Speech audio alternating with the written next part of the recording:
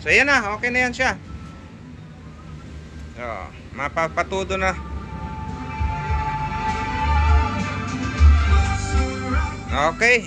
So ligtas na yung 45,000 ng may-ari dahil ang sabi nito sa service center, palitan na ng bago.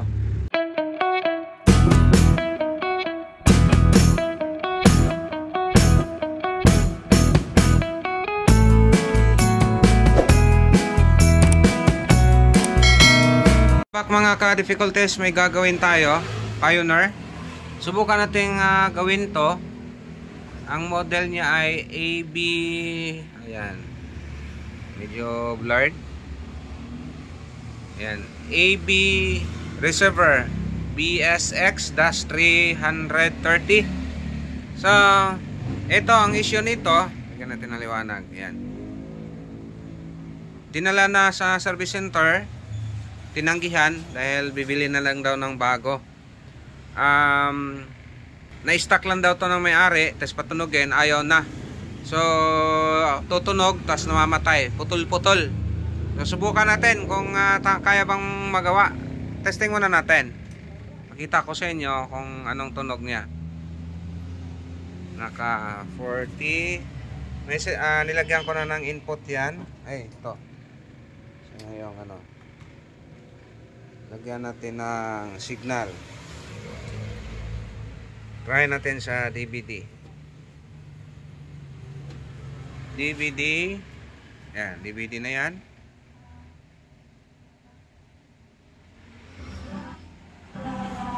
Yan.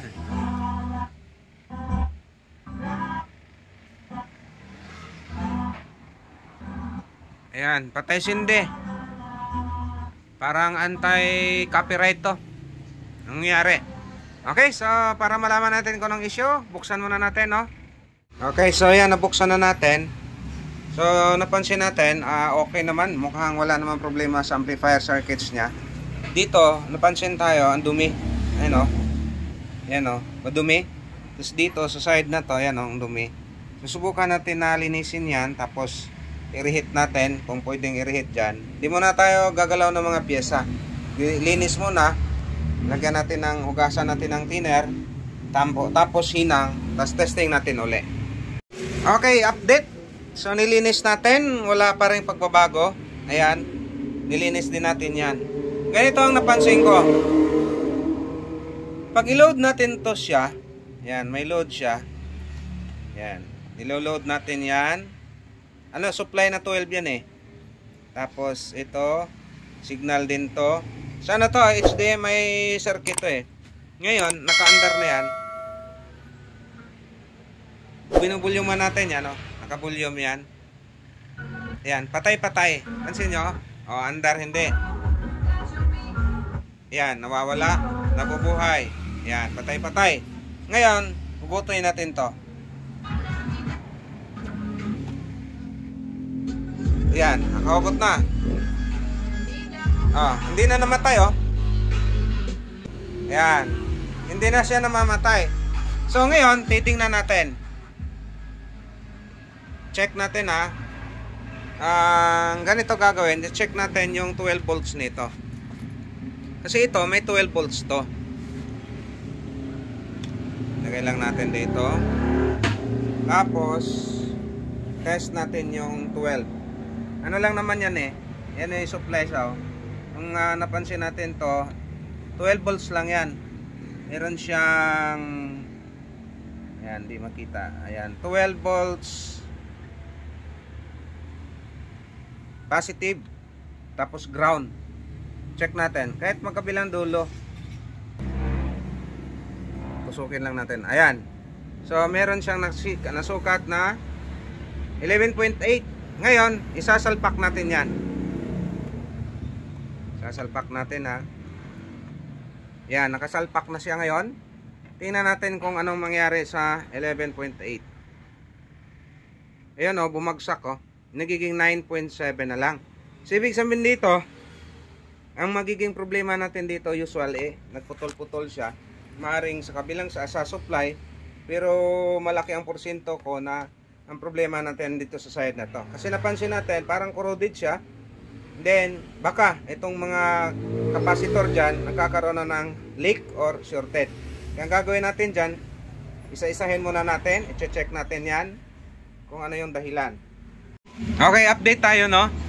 So, nilagyan natin ng ibang supply, ganon pa rin, na matay-matay pa rin siya. So, kung paandarin natin na totaling walang supply, hindi rin siya aandar. Hindi magkakaroon ng audio. Ngayon, chinek natin lahat ng kapasitor gamit yung ESR meter, okay naman lahat. Pero nung nag-check tayo ng shorted or mababang reading, lahat ng kapasitor simula dyan papunta rito okay. Bukod tango dito sa itong isa, tapos ito, yan mga yan, meron tayong nababasa dyan na 12 to 33 ohms pabago-bago. Ngayon, itong side na to, ayan, kung napansin natin to, yan, may loop dyan. Tinanggal natin yan, ayan, tinabi ko muna, ito, tinabi ko muna. Tapos, tiningnan ko kung saan yung may mababang reading.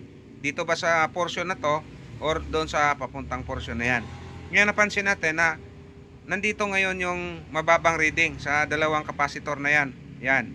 Ngayon, hindi muna natin tinanggal kung ano yung nagpapababa na reading. Papaandarin natin na wala yung loop na yan. Tingnan natin kung aandar ba. Yan o. So, testing natin. Hindi pa pala nakasaksak. Saksak muna natin. Sana ba yung saksakan? Ito. Ayan. Tapos on natin. Ayun na. Ayun na mabuhay. Ayun. Mahina lang. Hard touch. Ayan. Maka-volume ng 49. Yung loop tinanggal natin. Wala, manong supply yan. Hindi naman natin kapisado. Ayun, pumitik ang relay. Ayun, umandar siya. Kaya lang, yan, hindi natin mapatudo. Hindi na putol-putol. Next nga natin. Kaya lang, hindi natin alam kung ano yung purpose nun. Siguro, may supply pa yan papunta doon sa power amp natin. So, may mga certain na hindi gumagana dyan. I-trace natin kung alin dyan yung mababa ang load, hindi na gumagana. So, ayan o, hindi na nagloloko.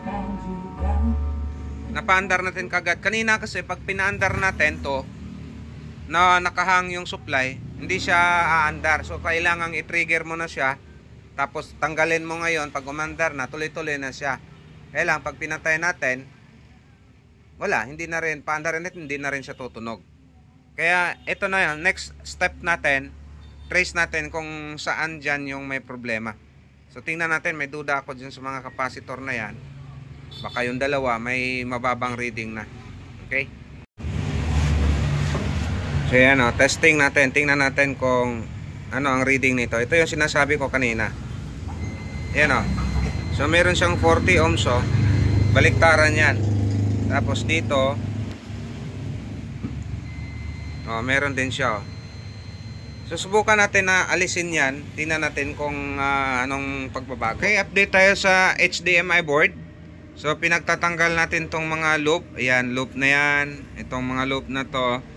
Pilit nating in-isolate yung low reading na nasa 11 ohms. So ngayon, na-trace natin na itong circuit na to, meron siyang loop dyan, nakakonect dito. Ito, nakahang ko na, hinahang ko na yan eh. So konektado yan, papunta dyan. So ito kasing itong bloke na to, yung kita natin yan, yan may 4 na dot. Ang reading natin ay napakababa.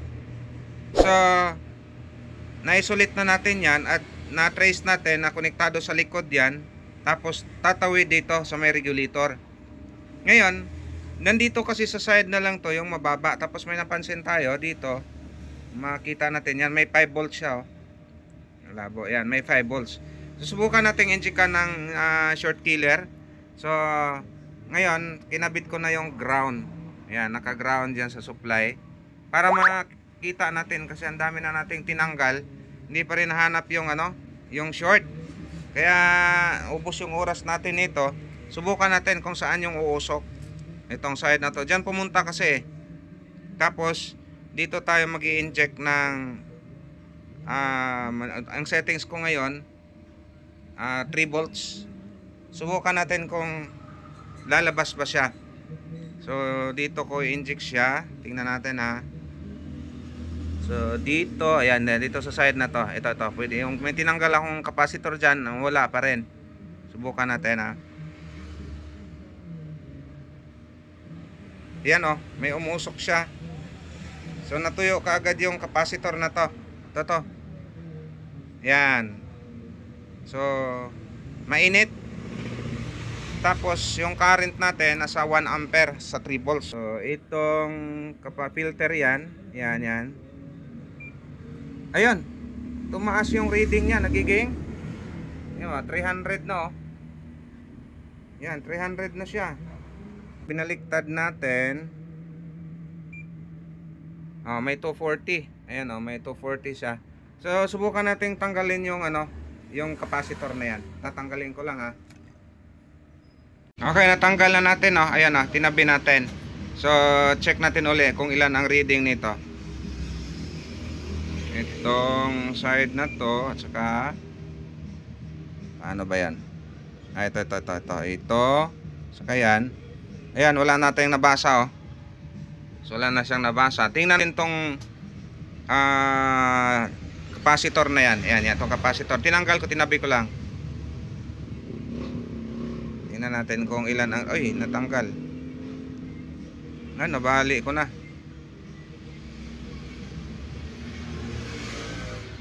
Ayan, na-open na siguro to. Nabali na naputol na Kanina may nabasa akong 40 yan So, malamang sira na to. Yan, natuluyan na. So, natanggal na yung pagka-short niya. So, palitan ko to. Itong maliit na to. Madalas talaga nag-short yan. So, subukan natin palitan yan. Tapos, paanda rin natin kung magno-normal na ba tong amplifier na to. So, pause ko lang muna. Okay, so, napalitan na natin to. Napalitan na natin ang filter. Tapos, na-connect na natin yung nakaputol kanina na connection. Check natin kung okay na ba. So mapapaandar na ba natin na hindi putol-putol. Tapos check natin yung voltahe. Ayan. Check natin yung voltahe nito. Dahil yung voltahe nito DC. Pagka i-load natin to na hindi naka-disconnect dito, ang mangyari yung 11.9 or 12 volts magiging 9 volts. So tutukan natin yan. Check natin kung di ba babagsak. At tuloy-tuloy na ba yung tunog. Saksak lang natin Yan. Tapos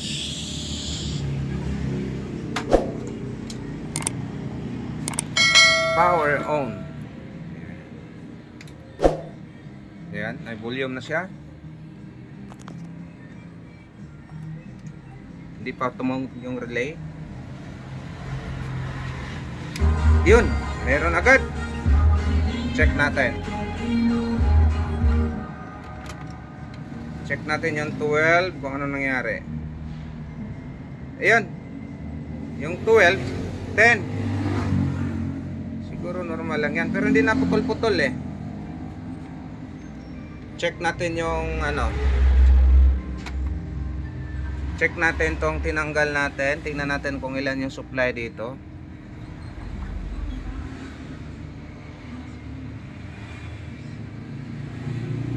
Yan, 4.9.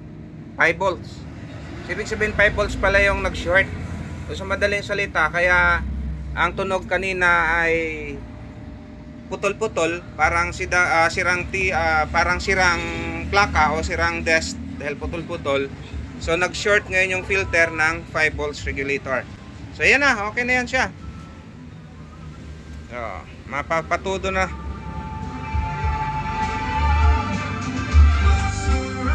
Okay. So, ligtas na yung 45,000 ng may-ari dahil ang sabi nito sa service center, palitan na ng bago. So, in short, pagka meron siguro silang available na HDMI board, pwedeng palitan ng isang salpak lang yan. Kaya lang, siyempre, pag service center kasi, so hindi na sila naghimay-himay niyan. Palit na talaga by module. Dahil ganon din nung ako nasa service center pa, by module din ang palit namin. So, isa-set up ko na lang to. Tapos, sana may ganitong encounter kayo na problema, nakakatulong po. Okay? Maraming salamat sa panonood. Ingat-ingat. Kung hindi ka pa nakapag-subscribe sa channel na to, pwedeng mag-subscribe ka para pangdagdag. Yan lang po at ingat-ingat.